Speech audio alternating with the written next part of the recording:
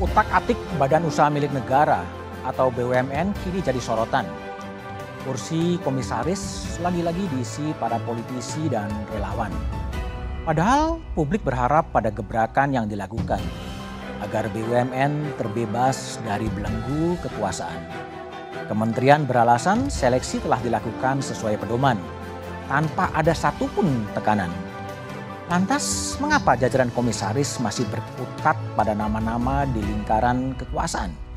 Inilah satu meja The Forum, BUMN, utak-atik, dan belenggu politik.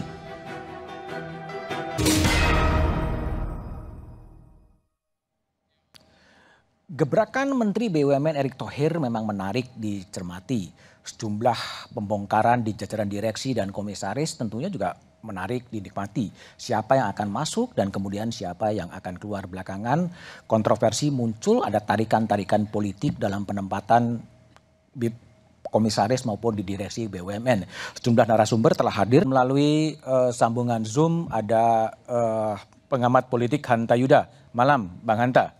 Ya, malam, Mas Budiman. Ya, saya coba ke Hanta dulu. Hanta,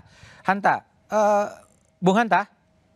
Ya, bagaimana Anda lihat? Ini kan dari Bung Adian juga sebenarnya partai pendukung pemerintah, tetapi kemudian ada perbedaan-perbedaan data dari BUMN dan Kementerian Keuangan. Apa yang Anda lihat dari perbedaan-perbedaan soal utang, soal angka-angka yang terjadi? Ini sebenarnya apa yang sedang terjadi di tubuh pemerintahan itu sendiri? Satu, saya melihat ada problem di komunikasi publik ya. Jadi sebagus apapun, seakurat apapun data, ketika ada problem dalam komunikasi publik, itu akan membingungkan masyarakat dan kita akan melihat situasi seperti ini. Nah, kita tidak melihat pemerintahan sekarang, kita membutuhkan selain ada katakan juru bicara di tiap kementerian, dibutuhkan juga secara pemerintahan secara luas, kepemimpinan Pak Jokowi dan Maruf Amin ini, itu ada problem, saya satu itu. Problem komunikasi ya? Ya, komunikasi publik. Yang kedua, kita harus masuk ke problem leadership. Ini ada persoalan juga untuk menyelesaikan. Saya masuk pada konteks politik ya. Nah, yang ketiga, saya tadi masuk soal koalisi. Jadi memang ini kita berharap yang keras ini kan katanya yang di luar pemerintahan. Ya. Ini yang hadir bukannya PKS, tapi justru PD Perjuangan. Nah, ada problem di demokrasi kita. Kita mengharapkan partai-partai di luar pemerintahan itu harusnya lebih keras daripada Bung Adian Apitupulu. Harusnya, nah dalam konteks demokrasi saya tetap berterima kasih kepada Bang Adian dalam konteks demokrasi ketika alpanya proses untuk mengontrol jalannya pemerintahan itu semakin tanda petik yang melemah, itu harus dimunculkan. Jadi saya tidak bisa mengomentari terlalu dalam posisi Bang Adian ini. Kenapa? Karena ada dua perspektif dalam politik. Dalam konteks misalnya teori koalisi, Adian Apitupulu keliru. Karena dalam konteks ini harusnya selalu sama dengan pemerintahan.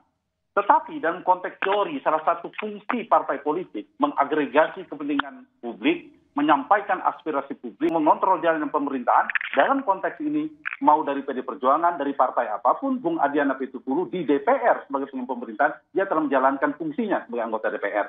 Jadi saya kira poinnya adalah ini soal Pak Arya dan Pak Prastowo yang agak berbeda tadi, komunikasi publiknya. Jadi persepsi publik itu bisa keliru ketika strategi komunikasi publiknya keliru. Itu mungkin masukan ya, saran kepada rekan-rekan bapak-bapak yang ada di dalam pemerintahan. Tapi gimana Bung Hanta lihat sama-sama di pemerintah ya, tapi bisa perbedaan soal data soal utang BUMN meskipun mungkin bisa dikatakan perkapan dan perkapan gitu. Ini soal persepsinya yang berbeda atau memang soal soliditas data itu yang jadi permasalahan sebetulnya? Saya bisa kedua-duanya. Karena itu sama pentingnya seperti saya katakan tadi. Jadi antar departemen, antar kementerian, antar kementerian, antar menteri dan sebagainya. Fenomena semacam ini tidak hanya sekarang Mas Budiman bisa menarik tracing ke belakang bagaimana perbedaan-perbedaan antar menteri, antar dalam pemerintahan ini saya kira harus dibenahi. Sehebat apapun kinerja pemerintahan Pak Joko Widodo, menterinya sehebat apapun, ketika komunikasi publiknya tidak dibenahi dengan efektif, maka itu akan keliru proses penerimaan publiknya. Karena politik itu kan soal persepsi. Jadi ada dua hal. Ada realitas politik, ada persepsi politik. Kadang antara persepsi dan realitas itu berbanding lurus.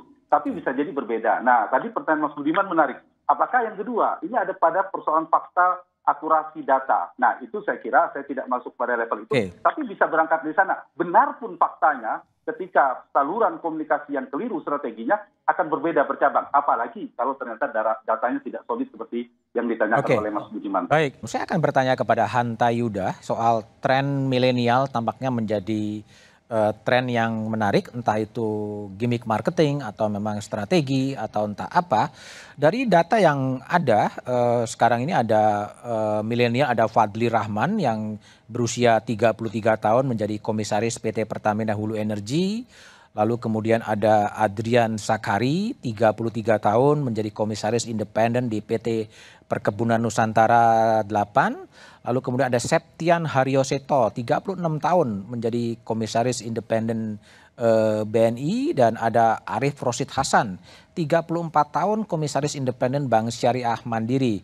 Hanta Yuda, jadi kalau Anda sebagai pengamat politik gitu, ini apa langkah-langkah eksperimen yang orang merekrut milenial duduk di komisaris ini memang menjadi sesuatu yang penting secara penguatan kelembagaan atau memang ini marketing politik juga sepertinya sedang terjadi? Mungkin poin yang kedua lebih kuat ya, lebih determinan, lebih dominan. Yang kedua itu apa? Politik, gimmick politik. Ketimbang yang pertama. Kenapa saya katakan demikian? Karena kita harus mengingatkan bahwa Pak Joko Widodo itu bukan sedang berkampanye memenangkan pertarungan Pilpres lagi. Anda Presiden Republik Indonesia terpilih di periode kedua, harusnya kita harapkan meninggalkan legasi. Betul-betul fokus pada kerja-kerja, tinggalkan politik pencitraan, tapi bergeser pada politik kinerja untuk meninggalkan warisan politik yang seperti Pak Jokowi sering katakan, yang tanpa beban di periode kedua. Jadi kalau konteksnya semua ini poin saya sulit untuk tidak mengatakan bahwa proses termasuk dinamika tema kita utak-atik dan belenggu politik ini untuk tidak mengatakan bahwa nuansa bagi-bagi kekuasaannya, akomodasi politiknya atau politik akomodatifnya sangat kuat di periode kedua Pak Jokowi yang harusnya tidak perlu kita temukan terlalu besar dosisnya terlalu kuat seperti saat ini.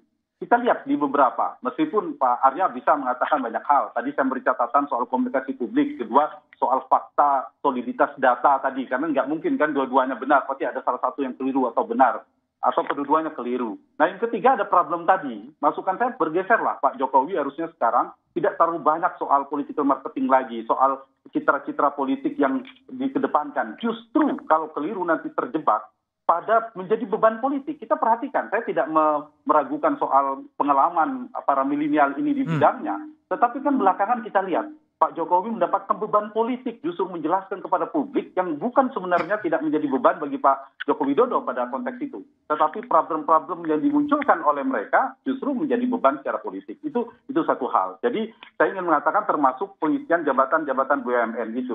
Dan memang ada 3 poin kalau saya catat ketika diksi yang dipilih oleh Pak Jokowi satu koalisi tanpa syarat ternyata tidak bisa diterapkan. Dan itu kita tahu nggak mungkin lah itu masa kampanye. Yang kedua, periode kedua harus tanpa beban. Ternyata bebannya semakin berat kalau saya baca. Yang ketiga adalah reformasi birokrasi yang harusnya dirampingkan, wamennya makin banyak dan sebagainya. Saya meminjam istilah Bung Dian tadi, harus disamakan antara kata dan kebijakan yang dilakukan. Jadi seorang pemimpin itu dilihat kebijakannya, bukan hanya kata-kata. Jadi itu yang saya kira harus kita kawal. Nah, apa nuansa negosiasi politiknya paling kuat? Boleh dibantah oleh Bung Arya. Bahwa negosiasi politik, lobby-lobby politik yang dibarterkan itu sangat kentara. Kita tidak bisa memungkiri di koalisi ini ketika pembentukan kabinet. Tapi kan menteri itu terbatas. Hanya 14. Lalu ada wamen yang dibagi-bagi juga kelihatan sekali. Kemudian bahkan mungkin dubes juga terkontaminasi. Birokrasi. Jadi, saya poinnya tadi, mana yang lebih kuat antara teknokratik dengan politik? Kalau teknokratik, basisnya adalah kompetensi, betul. Soal kapasitas, soal merit system. Tapi saya sulit untuk tidak mengatakan bahwa akomodasi politiknya sangat kuat. Jadi beban BUMN ini yang seringkali beban untuk mendapatkan akomodasi kepentingan rezim, kepentingan penguasa yang menang itu menjadi beban yang berat. Jadi poin saya harusnya mulai meninggalkan hal-hal yang saya katakan tadi, gimmick politik dan sebagainya tadi, sekarang bergeser pada melakukan kinerja yang jelas kepada publik tadi. BUMN itu kan jelas, dia ruhnya itu konstitusinya, dia mengatur hajat hidup orang banyak, dia milik rakyat, milik negara, milik rakyat, untuk kepentingan rakyat. Selain soal misi profitnya, menguntungkan kemudian untuk APBN, untuk sistem rakyat. Jadi itu saya kira harus kita ingatkan. Saya sebagai salah satu warga negara, izinkan untuk mengingatkan Pak Jokowi di 4 pemerintahannya untuk tunduk pada konstitusi, mulai tinggalkan untuk bagi-bagi kepada relawan. Yang baik, Hanta. Bung Justinus, kembali saya ke Hanta Yuda. Bung Hanta, jadi kalau lihat tadi kan memang tampaknya ada juga PR yang harus dibenahi ya, bagaimana seleksi atau cara-cara untuk menjadi komisaris di BUMN kalau lihat terjadi perbedaan seperti itu. Gimana Hanta lihat itu? Ya, ini sebenarnya turunan dari cara rekrutmen partai juga. Rekrutmen di kabinet, di menteri. Ini efek dari dampak presidensialisme setengah hati sistem kita yang bercita rasa parlementer pada presidensil. Itu biasanya tadinya harusnya sampai di level menteri. Tapi karena menteri sangat terbatas, kuenya yang harus dibagi itu terbatas, sehingga masuklah kepada kursi-kursi BUMN juga masuk pada komposisi porsi yang harus dibagi. BUMN sulit tuh, saya ingin mengkoreksi istilah perusahaan plat merah. Tidak hanya plat merah, ini BUMN ada yang plat kuning, perusahaan plat biru, plat orange bahkan dan sebagainya. Pelangi hampir semua partai, sulit kita untuk tidak mengatakan datanya. Saya tidak mau menyebut nama ya, Pak Arya, tadi Pak Adian juga mengatakan beberapa hal.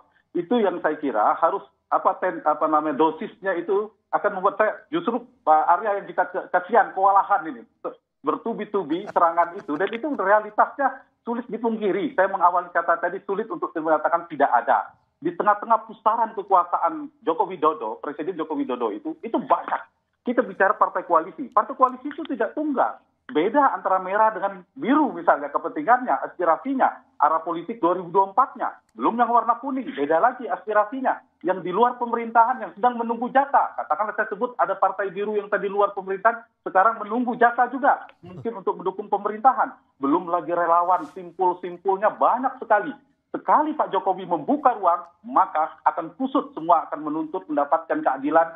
Itu satu, saya mau dua, dan seterusnya. Kekeliruannya di mana? Kekeliruannya di mana Hanta sebetulnya? Apakah memang praktek politik yang sangat Laswellian, siapa dapat apa dan kapan, atau memang kekukuhan leadership sebetulnya yang jadi masalah? Satu, memang ada realita. Yang kedua, saya tadi nyinggung di awal pertanyaan Mas Budiman, juga saya jawab soal leadership. Ketika Pak Jokowi sebagai strong leadership menyatakan saya beri kesempatan saya memimpin pemerintahan, apalagi tidak ada periode ketiga dan seterusnya, maka sebenarnya tutup. Sekedarnya saja, bukan tidak menghargai orang berkeringat, tapi cara membalas budi itu adalah mensejahterakan rakyat Indonesia. Nawacita ditepati itu jauh lebih penting ketimbang misalnya membagi berbagai macam. Apalagi Mas Budiman, menjelang pemilu 2024, kalau ini dibiarkan, semua mimpi politik partai itu kan semua bermacam-macam. Persilangan kepentingan semakin banyak. Dan kalau tidak berhati-hati, Pak Jokowi akan sendiri semakin sulit untuk menyelesaikan, menyukseskan agenda-agenda pemerintahannya. Nah, karena itu sekarang ini ketika Pak Menteri BUMN mengatakan ini pembenahan, ini upaya mereformasi BUMN, mendobrak, menurut saya berkelindan antara ingin membenahi dengan sedang mengakomodir pesanan politik, kepentingan politik, kekuatan-kekuatan politik, baik partai politik maupun non-partai politik. Oke, Bung Hanta. Hanta, apa yang Anda baca dengan kemudian semuanya kekuatan-kekuatan atau perwakilan-perwakilan ada dan menjadi komisaris di BUMN untuk TNI dan Polri? Ya, sebelum masuk ke TNI Polri, nanti saya akan ke sana.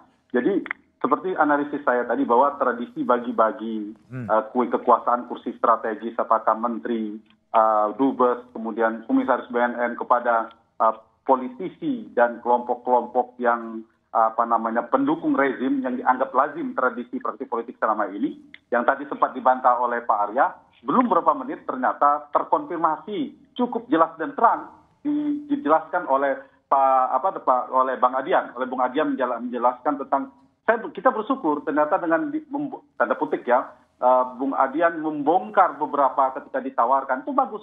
Jadi kita bersyukur kalau kemarin misalnya relawannya Bang Adian sudah jadi komisaris, belum tentu juga, mungkin tidak sempat menyampaikan. Nah, ini juga keuntungan kita sebagai publik bahwa terang menurut saya adalah lebih baik ini masukan-masukan kita, ada sisa pemerintahan Pak Jokowi ini mulai bergeser. Soal saya tahu, yang saya baca ini persoalan Pak Jokowi kan dalam struktur kekuasaan partai, beliau bukan veto player, bukan orang kuat di partai politik, sehingga membutuhkan permainan kekuasaan, tidak ada orang kuat yang dominan dalam pemerintahan lingkaran utama kekuasaan Pak Jokowi. Yang saya baca begitu.